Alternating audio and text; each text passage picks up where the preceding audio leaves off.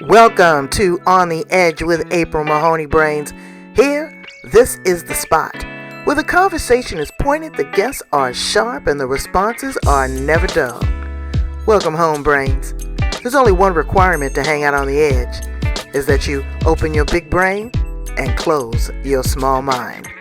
Did you bring your thinking caps? It's time to put them on, because the conversation starts now. And now I pronounce you. Exactly. Podcaster and guest. That's wonderful. That is wonderful. So welcome. Let me get my little pointer because I love to do my little pointer.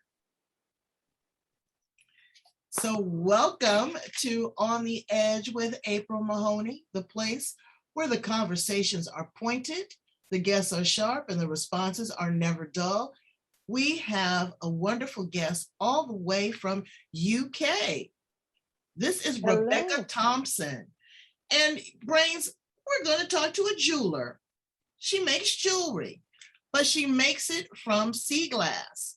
I love to say this: one man's trash is another woman's treasure. And she finds the most beautiful pieces of glass that have been repurposed and recycled from under the sea there, and she makes exquisite jewelry. But there's a story and a purpose behind it. So we want to welcome her to the Edge, Rebecca Thompson. How are you, beautiful? I'm really good, thank you. And thank you for the lovely invite to your podcast. I am honoured to be here and sharing my story with friends across the water, because some of them have had some sea glass off me too. Oh, yes, absolutely. And I want you, Brains, to really kind of look at this.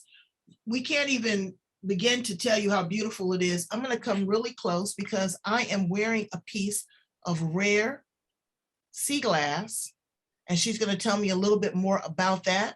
But she also has an incredible story. Go back and tell us a little bit about your history and where all this began for you, Rebecca. So my background is I'm a mum of 4, grandmother of 9 at the moment. No, 9? Who does 9. that? Your kids, huh? I know. I told them to slow down a bit.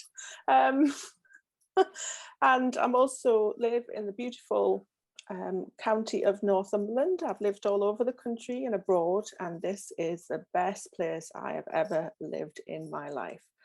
As a You're a new child, bride. Tell them you're a new bride.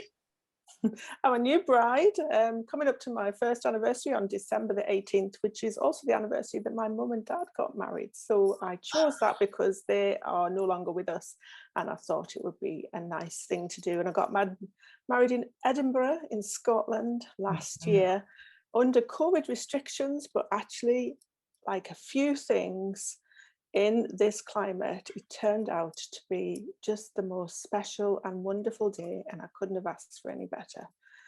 Now, it started as a child because I grew up in a little part in the middle of England, so I didn't see the sea very often, once a year. And I felt so connected when I was there as a little girl going camping with my mum and dad. And I said, one day I will live next to the sea with a musician who will write me a song and sing to me from a stage. And all those things have happened. And I'm married to him now. And the sea bit is my spiritual place.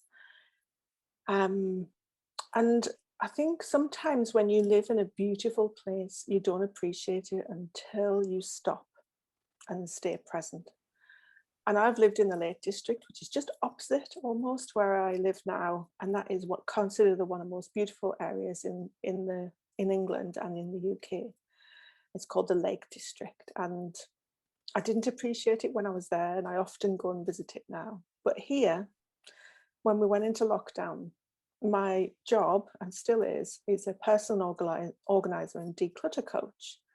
And I help people in their homes. And of course, COVID hit and I couldn't go there.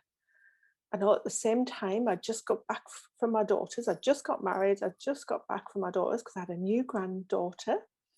And unfortunately, she was born with a very severe heart condition, in the fact that she needed a pacemaker, but they had to fit it at the peak of the pandemic. Wow. And all the doctors that she needed were on site the day she needed them. So thank God for that, because they were from London, they were from another area, and they just all happened to be there on the day that she needed them to be there, when she was failing, basically. And so all that was going on, and the COVID, and I've always been a creative. I know that. I entered competitions when I was little and used to win. You know, when I used to go in the caravan club with my mum and dad, I'd enter an art competition or do something, but it wasn't really encouraged as a career or anything like that. It wasn't academic, so it was kind of pushed a bit down. You know, it's lovely that you do it, Right. but However, go do something else. But carried on, and my sister was the same. All my sisters are gifted as well in the artistic. My grandfather's an architect. My mother did a little bit of watercolors, so I knew there was something around. And we all were subjected, I don't know whether the US was, where we could only go out for a walk once a day for exercise, and we had to stay in a certain area. And where I live, within that remit, we have 5 beaches. It just so happens that I live on a corner, so there's little inlets everywhere. And I didn't go to many of the beaches apart from the main one. I don't know why, but I didn't. And one day we said, let's go to this other beach that we don't go to very often. And my husband, who's lived here all his life, he didn't go there either. So we went down there, and I just sat there, and I was just being connected, and I was looking out to sea, thinking, how lucky in this situation are we to be able to look out into such an expanse of space and to be alone on the beach with nobody else and appreciate the sound and all of the beauty that was in front of our eyes. And my husband was, then fiance, was scribbling around in the pebbles, and he went, look at this. I went, what's that? He said, that is sea glass. And I went, well, what's that? And he went, it's sea glass. I said, yes, it's glass, it comes out of the sea. How did it get in? He says, well, because people throw it away. And because I'm not from the Northeast and I didn't know the history of the industrial coastline of Seaham, which is the Bethlehem of sea glass, and the Victorian glass factory, the Sunderland glass centre, the Seaton Sluice, which is 5 minutes away, glass bottle factory. I didn't know any of that. And so he said, and I was just like, my child came out, like, oh, treasure. oh, I know. Treasure. I know. So I came home and I went onto the wonderful internet and looked up sea glass, and I was like,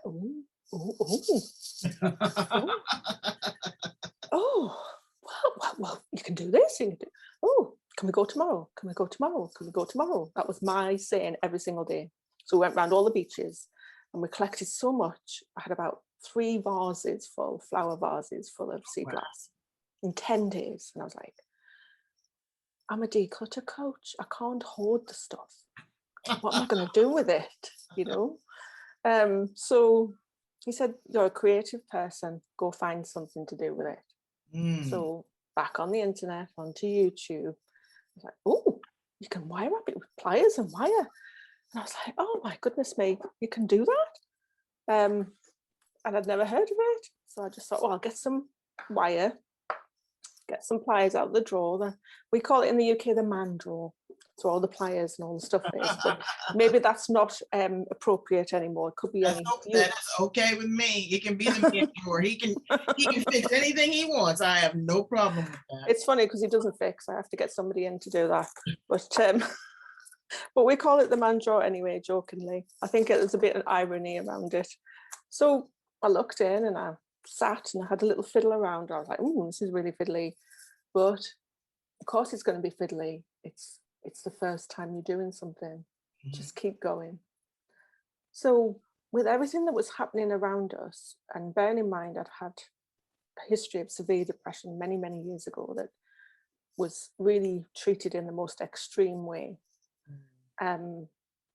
This came to me, I felt, at the right time for me.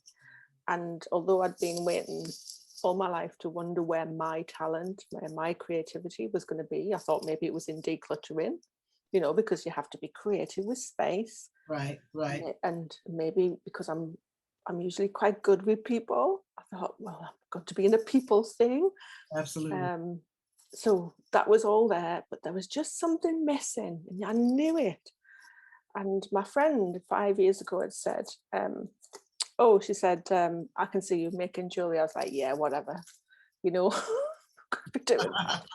I can paint a picture maybe, or draw a picture, but there's no way I can do 3D work. But then I dipped into a little bit of needle felting in the past, and I was making little penguins and foxes. And actually, I'll just show you quickly. In my needle felting, I made this. Oh, look at that. So this is my little fox, because I'm Foxy Lady. And you see, I'm known as Foxy Lady. And lots of people buy me things. Oh, look at that. Foxy, and I know it. If you could see my desk, it's absolutely covered. I have a lot of tchotchkes too. They make me feel comfortable. So you got into the space of creating this beautiful jewelry, and you turned it into a business. So Wow. you do it basically with silver and wire, but you've also morphed it into other things outside of that. You're making textiles and tiles and all sorts of other things. Where do you find, I think I asked you that a few minutes ago in the green room, but sea glass is not something very common, because I live here near the shoreline and I wanted to go look for some, but you said it's a more pebbly beaches, more rock beaches. What am I looking for? So it's to do with the industry that surrounds you. So if you've got a lot of shipping lanes and a harbour and a pebbly beach, they're ideal. Okay. I'm not saying that you can't find it on sandy beaches. You're just not going to find as much. You may search for a long time. Here in the United States, you're going to have to sift through the oil and the oil spill that we just had here. That's just awful to find anything, to even find the sand now. It's an environmental nightmare. Oh, so I envy you to be able to, not have that experience, but that experience again with fracking and everything else that's going on could absolutely happen anywhere. Before we go on any further, do you have some pieces that you can show? Brains, I want you to take a look at this and go to her website. Let me tell you, it's wicked. It is absolutely wicked. Gorgeous. So I've got lots of things to show you tonight. And what I thought would do was show you maybe a set. So here we go. So here's okay, so yeah. Oh, that's gorgeous. Look at that. So that's like a simple amber set. And I say simple because there's no wire wrapping around it. But it's not simple to drill. That's what I was going to ask you, because when you drill it, there's a possibility of fracturing it. There is always. And so what you do is you place it in a little dish, and I put mine. Do you have blue tack? It's like something that you stick to a piece of paper to stick on a wall. I don't know what you call it in America. Yes.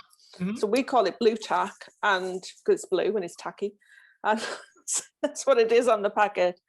And I sit my glass on it, and then I use a Dremel 3000, and it's got a diamond tip on it, and it's got various sort of width. And then I hand drill and hold my breath. I can't hold it too long because it takes longer to drill than it does for me to be able to hold my breath.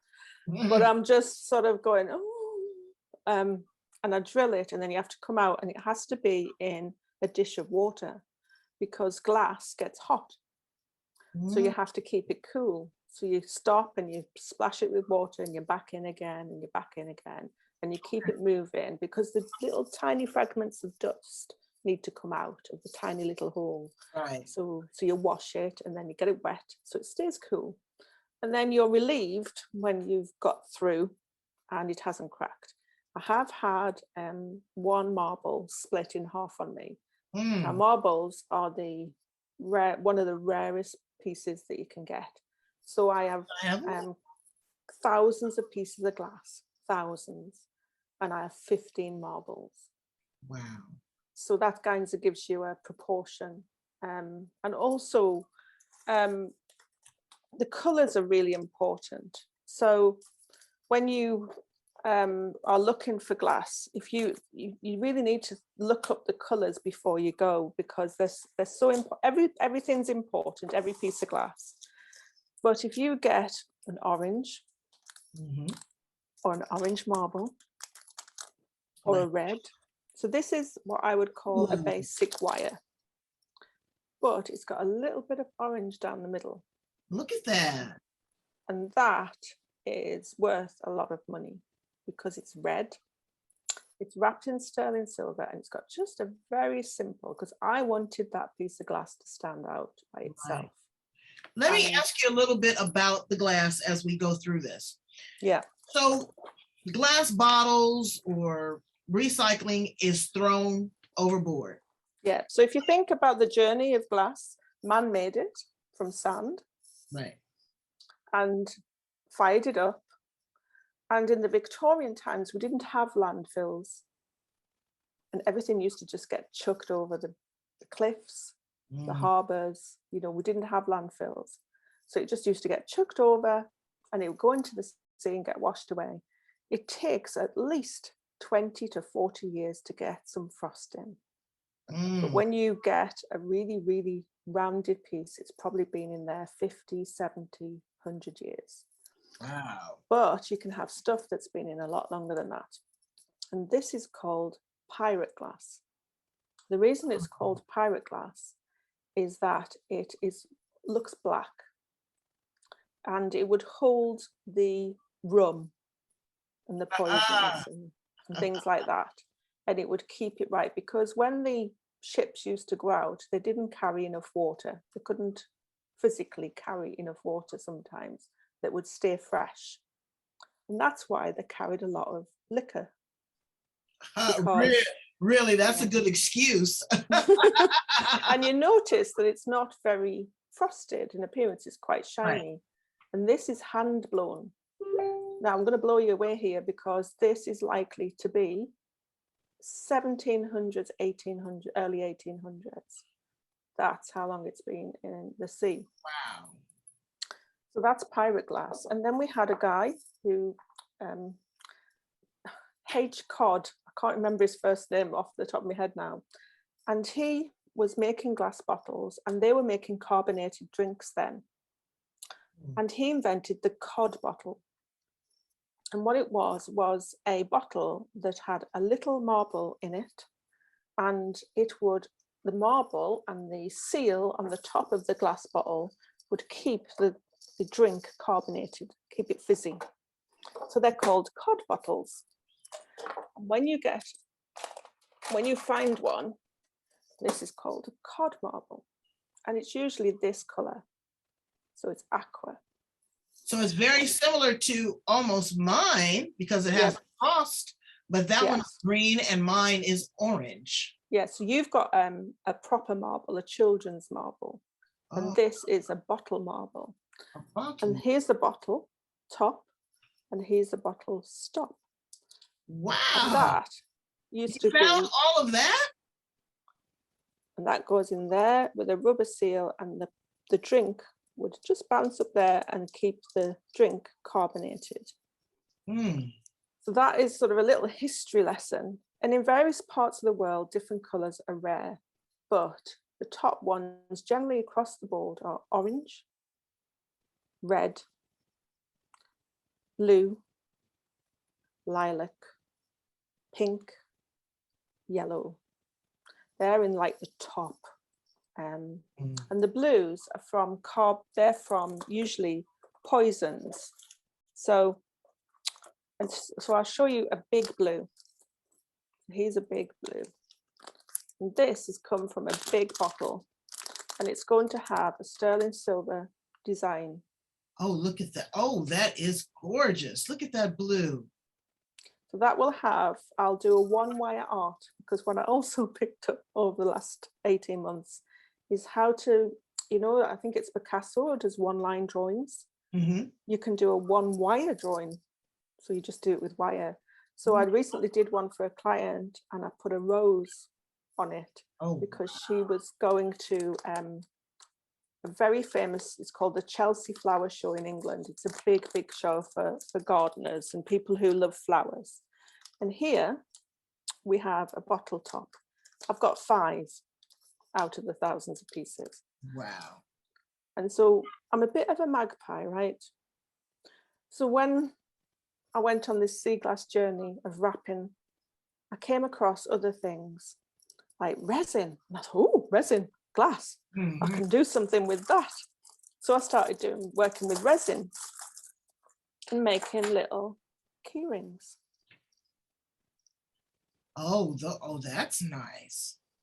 And these are the rare blues that I talked about. So I started making key rings, and I thought, because not every piece of glass is jewelry quality, so what do you do with that? And 2 weeks ago, I had this idea to make sea glass Christmas trees. And there they are. Look at that. Oh, what a keepsake. So they're sea glass Christmas trees. And then on this particular one that I was just about to show you, I came across silver clay. Now, silver clay is 80% silver nitrate, which usually comes from, silver nitrate is in old film reels. And in Asia, they discovered a way of filing it all off, mix it with 20% organic clay, and then you get it. It's like children's clay, very expensive children's clay. And then you mold it, you bake it, you fire it, you burnish it, and you polish it. And you end up with 999 solid silver pieces. Wow. So I get to be an architect on the beach and a scientist in the studio. Wow. I love that. And I made this. Oh, that's gorgeous. Starfish. And that's solid silver. And that is attached to the very rare bottle top. And sometimes I like to play. And I get different types of wire. So I mainly deal in sterling silver wire now. But I do silver plated wire as well, because I like to make the jewelry accessible to as many people as I can. And then I started using a flat wire. And then that's that copper? That's copper. Oh, that's tricked out. That's really neat. And that's stainless steel. And so what happened when I set up this company was initially in Facebook, I showed some pieces and somebody said, can I buy that? I went, why? I've just started. And they said, because if you're doing this now, I can't imagine what you're going to be doing in 12 months' time. I was like, okay, thank you. Just take that compliment, because we're not very good at it, are we? I don't know. I take mine pretty graciously. I'm better now. Thank you. Then, that's very nice. So through lockdown, people saw what I was doing. They bought my stuff. I set up the company on the 1st of June, and it went global within 12 weeks. So it went to America, Australia, India, Canaries, just added Dubai last week, and Spain. Where else did it go? I think another country in Europe, obviously Scotland. I've just Can sent you to keep up with the demand, because each piece is very individualized. It's a signature piece. You can't reproduce it. Number one, you can't get that piece of sea glass again, but the design, but what you put into it, the heart and the soul. You wrote a beautiful card describing your sea glass and your journey. Would you read that for my brains? Brains, I want you to listen to this. This is really beautiful. Okay. Where are my glasses? I think I'll manage without them, but yes. Oh, they're on my head. On top of your head. Happens to me all the time. All the time. You can tell. Okay. So my husband wrote most of this, I would say 90% of this, and it epitomizes everything that I feel about what I do. This isn't a company. This is an experience and a journey for me. Many, many years ago, your unique sea glass company jewellery began its journey to you. The glass in your jewellery began its life as sand, the main ingredient in the manufacture of glass. It was melted, moulded and crafted into a transparent form, perhaps a bottle, container, vase, dish, or glass pane. It had a life in this form and was a useful or beautiful object in its own right. Then one day it found its way into the sea. We will never know exactly where or how, but this second phase of life involved breaking, being washed and worn, being milled and ground and smoothed and shaped by the forces of nature. The sea, sometimes calm, sometimes furious, caressed and contoured the piece of glass in amongst the pebbles, shells, sand and salt, every day for year after year after year. Then things changed again, and your glass started a new life and a new journey. There on the beach, glistening and freshly washed amid the surf, it shone and sparkled and caught my eye. I was there to find it. Its life may have begun decades before mine, but our paths crossed. And on a lost jewel waiting to be recognized and rescued,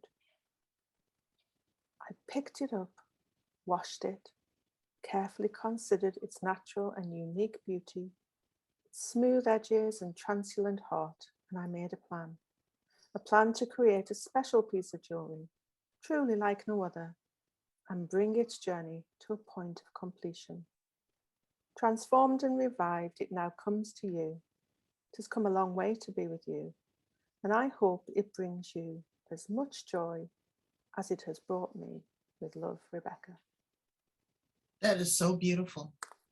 That is so beautiful. And Brains, you wouldn't think that something abstract could hold so much energy, could have so much volume, express so much beauty, and sustain longevity. You know, in the bottom of the sea, so many things have happened there. Storms and landing. Oh, that's beautiful. That actually, what is that? That's the bottom of a bottle. And this week I got real silver leaf and I drew a picture with the glue of a wave and I attached it to this. And I'm going to attach some real gold to it. Wow. And that will be a pendant. But you're right. And it's so beautiful, you know, because it speaks to the sea. So now you're doing custom pieces. I know when I was talking to you originally, you were doing a bunch of pieces for a wedding party. How did that turn out?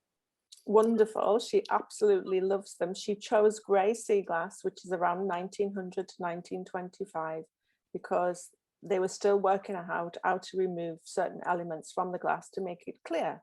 So if you imagine, there was a lot of grey tableware around in the early 1900s because they hadn't quite got there to the clear glass. Mm-hmm. So she chose grey, and the reason she chose grey was all the kilts are grey that the groom and the groomsmen will be wearing. They're kilts, they're Scottish kilts, and it's a grey tartan. And she's absolutely delighted with her set. And she came onto Zoom and chose her pieces. I showed her pieces over Zoom. Zoom has been great. Mm. And I've also done 21st, 70th, 80th, 60th wedding, wedding brides, anniversaries. And you feel such a responsibility, but at the same time, you feel so honoured and humbled that somebody will have something that they may hand down to their children and grandchildren in the future.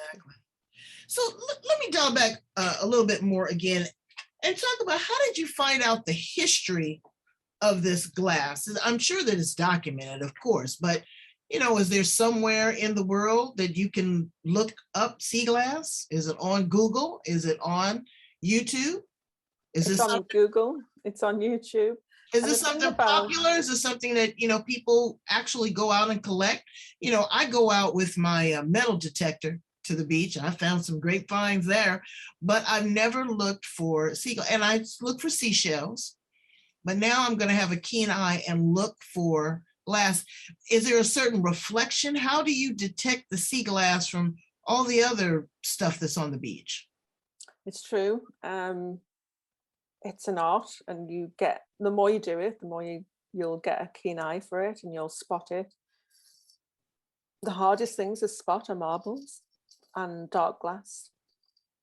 And I tell you what, there was one day, I'll tell you a little quick story. There was one, you can go on Google, I'll answer your question first. You can go on Google and find out. The problem with Google is, and YouTube, is that you find out so much. Right. Because there's You one get thing I overwhelmed. learned. Yeah, there's one thing I learned. I'm reading a book called, at the moment, I think it was written by an American lady, called The Artist's Way. And it talks about shinies, and I'm a bit of a magpie. Anyway, so you look it up on Google, but don't be overwhelmed by it. Be quite sort of, what is sea glass? And then you'll find your journey. But what happens when you go on YouTube is you find other things, and you go into resin, and then you go into other ways that people are using sea glass. And then you go into the history. But the one thing the book said, and it really resonated with me this week, it said, passion will come and go, but if you stay curious, you stay consistent. And I think that is so true of this journey. Once you become curious about something, you can't stop being curious, and you look it up more and you look it up more and you absorb it. And it's a bit like a child. When you're really interested in something, you'll really absorb every detail, and you can't wait to find out the next thing and the next thing. And I want to educate people. I want to show people that this glass that man made is as beautiful as any ruby or sapphire. Don't give me those. I'm not interested in rubies and sapphires. You give me a piece of sea glass that's been found on the beach and has a history. That's what I'm interested in. Right, because someone could have drank. This could have been one of those pirate. Yeah, so your marbles, a child playing on the beach. And there was one day I wasn't feeling great, and I always go down to the beach when I'm not feeling great, because I know it's going to re-energize me. And for me, that's my place of prayer. And I said, Lord, can you just show me something? I just need something to be. I don't mind if it's tiny, tiny blue, or a little red, or a little yellow, just something a little special. Well, he didn't just show me something special. I got what they call a shooter marble. Wow. Okay. And that's a big marble. That's a big one. Look at that. So I got a big one. And that's the only one I've got. That's the only one I've got. Wow. And I cried when I got that. I did cry. And the other day I was on the beach and I found a really rounded white piece. And white is common amongst the sea glass world. But when you find something like that, it's so perfect and thick. So thick and perfect. If you're going to find a white, find that. That will have to be in the sea many, many, many decades. And I know that from experience. And you find just some amazing things. Like this is called multi-glass. Oh, that's gorgeous. So consistently in the world, there are 3 places. I think there's one in America. There's Siam, which is 40 minutes away from me. And you find multi-glass. And that was because of the Victorian glass factory in Siam used to throw all their excess over the harbour wall. And all of the colours got mixed up. So you called a multi. And then you have something which I find, there's another piece that's really, really rare. And I went extreme beachcomb with this. I was like so proud of myself when I got back up that cliff, because I was flipping terrified. I've never been so scared in my life. Wow. And it was only the sea glass that got me through it. And this is called opalescent.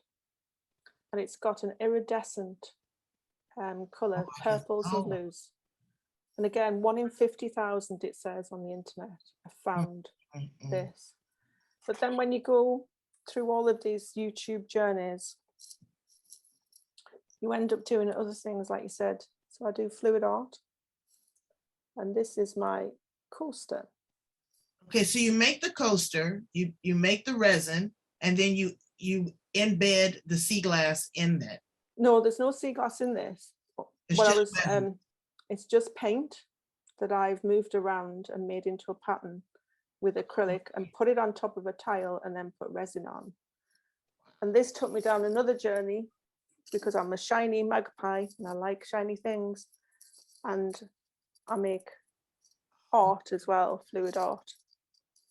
So it's been the most amazing journey in my life. It's took me till 55 to get here. Hey, I'm 56 now, and I don't care how old I am doing this for the rest of my life. As long as these hands keep working, I am doing this. Look at where your life has been and Brains. And I want you to consider this. You know, Rebecca has remarried. She's healed from, emotional distress. She is a mother. She is a grandmother. And she was a declutterer. We all need to declutter. We all got too much stuff. But now she's an artist and she is repurposing and recycling things from the bottom of the sea. So it's never too late to renew yourself, to pivot, to edit, to shift, to find your creativity and to turn it into something beautiful. Don't think that it's over because you think it's over or someone's told you it's over. Go deep within yourself. Find that sacred space. Be it the beach, the park, inside of a book, just not in a dark closet. But really come out into the sunshine because there's so many things to uncover in this world and to find joy, and that will make you happy. And she looks so happy. You guys should have seen them wedding pictures in Scotland. And the husband had on a kilt. Let me tell you, I've never seen a man look so good in a skirt. But it is, and it's a lot of culture there. It's a lot of history. And I'm just fascinated by all the things that you have uncovered, because I would have just thought it was, a piece of broken glass, hope that it didn't get in my foot and cut it, but not really realizing how many centuries that had been there and it's been on the planet, recycled, repurposed over and over again, and you've made it beautiful. And I will cherish this always. I will. Thank you so much, Rebecca. Please tell my brains how to get in contact with you if they want to purchase some sea glass, if they want some more information about it, or information about you. So thank you. That lovely sum up there, beautifully said. I am the seaglasscompany.co.uk. And my email address is info@theseaglasscompany.co.uk. I take commissions. I send to America, and it costs around I think it's about £10 at the minute, probably $12, $15 to send to America, and it takes a couple of weeks depending on COVID. And it's a beautiful thing and an honor.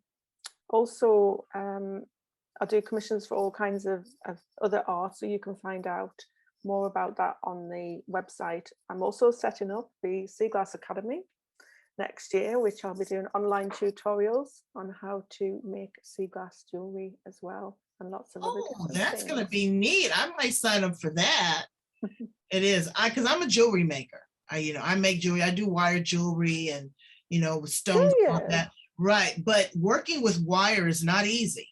You have to really take your time, and, it's expensive. You can't play around with it. You got to know what you're doing, or you can, be out of a lot of money. So again, to have the tutorial and to take the classes, please share that with us. I think that would be so fun to do an online course with you. Thank you so much for being here on the edge, Rebecca Thompson. I wish you the best of everything. And continue to find sea glass. And now when I go out to the beach, I will have a more watchful eye. If I find some, I'll have to say, what is this? And you're going to go, April, that's just a Coca-Cola bottle. Might be, but it might be from the 1900s, 1800s. You never know. Yeah. Okay. Well, thank you so much, Brains. I want you to go in and find your creative juices. What sparks you? What makes you just light up? Are you an author? Are you a poet? Are you an artist? Are you a cook? Do you sew? Find your creative genius, because again, as Einstein said, without imagination, there wouldn't be inspiration. Talk to you later. Bye, Rebecca.